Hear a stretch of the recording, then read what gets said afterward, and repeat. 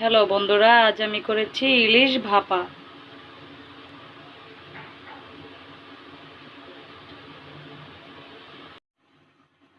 Hello everyone, আজ আমি তোমাদেরকে দেখাবো ইলিশ ভাপা করে। তার জন্য আমি 5 পিস বড় সাইজের ইলিশ মাছ নিয়েছি।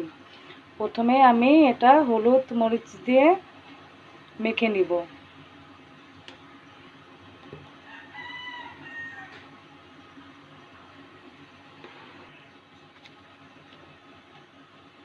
লবণ দিয়ে দিলাম, এবার মেখে নিব। মাছটা আমি মেখে নিয়েছি, এবার দেখাবো কিভাবে রান্না করব। প্রথমে আমার জ্বালাচ্ছে সরিষা বাটা, রসুন বাটা, কাঁচামরিচ বাটা, আদা বাটা, গোলমরিচের গুঁড়ো, গোলমরিচ পেস্ট করা, জিরে বাটা,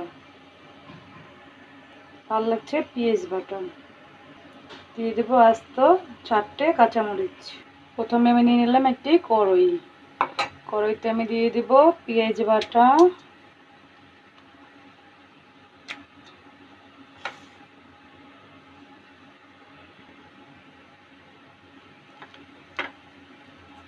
সরিষা বাটা, জিরা বাটা, গোলমরিচ বাটা,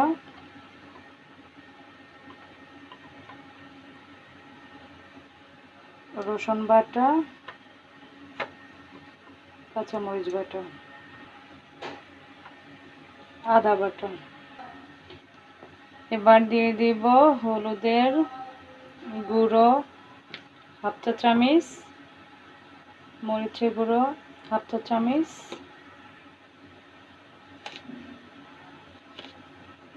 লবণ পরিমাণ মতো। এবার দিয়ে দেব সরিষার তেল।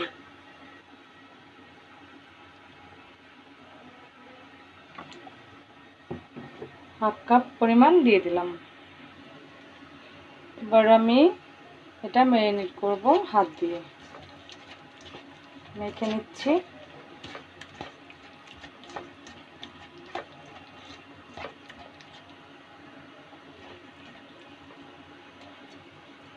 হলুদ মরিচ মেখে ইলিশ মাছ রেখেছি, এখন ওটা দিয়ে দিব।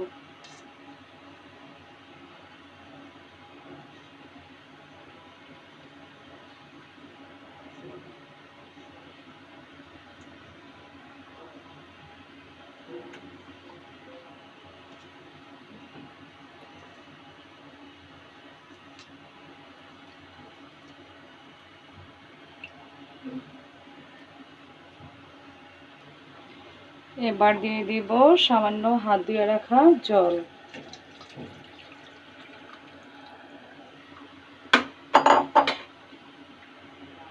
ভাপাটা আমি বসিয়ে দিয়েছি চুলোতে হালকা আঁচ করে।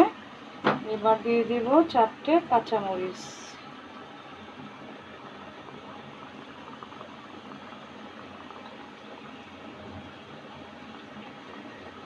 কাঁচামরিচ দিয়ে দিলাম 4টে।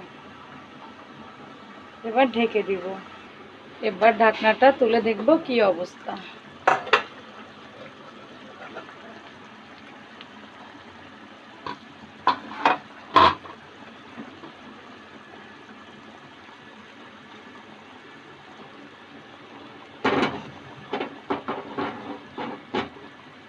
মাছটা এবার একটু উল্টে দেব।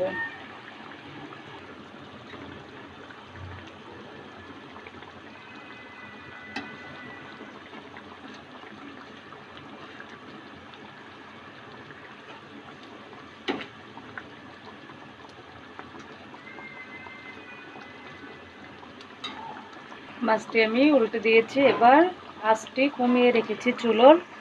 আস্তে আস্তে হবে। ভাপার জন্য চুলোর আঁচটা কমিয়ে দিতে হবে।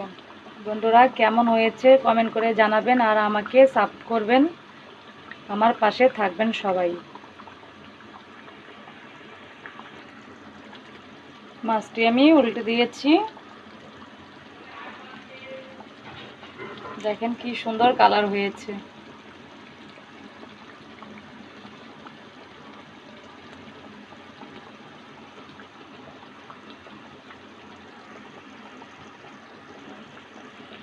বন্ধুরা, তৈরি আমার ইলিশ ভাপা।